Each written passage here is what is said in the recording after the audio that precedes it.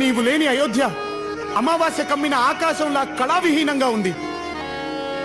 మరణానంత విషాదంలా వైరాగ్య ఛాయలతో నిండిపోయి ఉంది. మా ప్రార్థన మన్నించి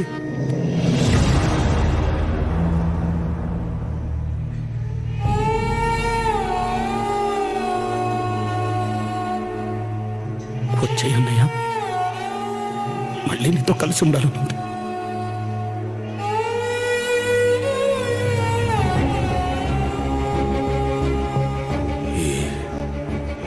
ఇచ్చిన మాట వదిలిన బాణం ఈ రాముడు వెనక్కి తీసుకోడు భరత. మళ్ళీ జీవితాంతం తమ్ముళ్ళకు అండగా ఉంటానని చిన్నప్పుడు అమ్మకిచ్చిన మాట మర్చిపోయేవాడిని.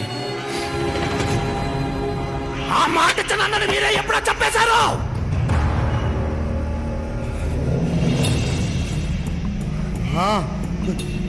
ప్రేమని పక్కగా మార్చింది మీరే.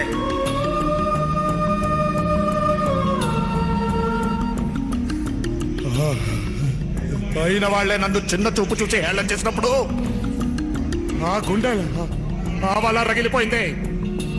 అప్పటి నుంచి నాకు ఇంకే బంధాలు లేవు.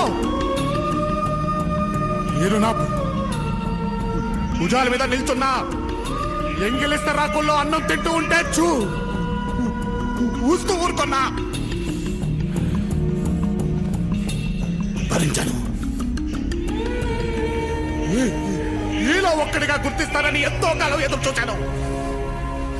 అమ్మ చనిపోయినప్పుడు కనీసం వెనక్కి తిరిగి చూశారా? అన్న అనే బంధాన్ని, అన్నపడే బాధని గుర్తించని మీరు తమ్ముళ్ళెలా అవుతారా? తప్పే జై, నేను చేసిన తప్పే. ఎందుకంటే మేము చేసి తప్పని చెప్పేవాళ్ళు లేక, నీ బాధ నీ ప్రేమని అర్థం చేసుకుని వయసు మాకు లేక అలా ప్రవర్తించామే, కానీ నువ్వంటే ఇష్టం లేక కాదు.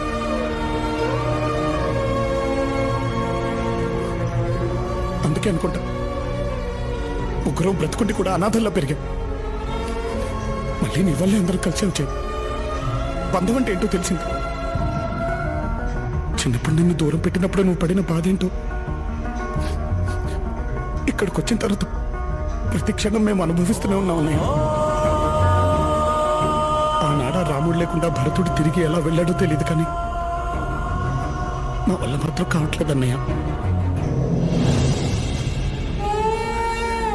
అమ్మలో ఆ, నాన్నలో నా కలిపితే అన్న అంటారు. అంతటన్నవి మమ్మల్ని క్షమించలేవా?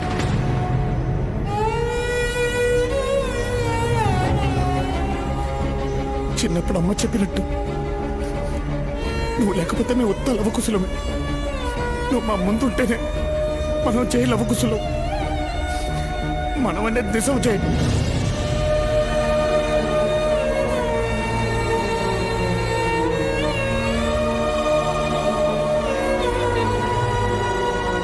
అన్నా, నువ్వు తమ్ముళ్ళతో కలిసి ఉన్నానా?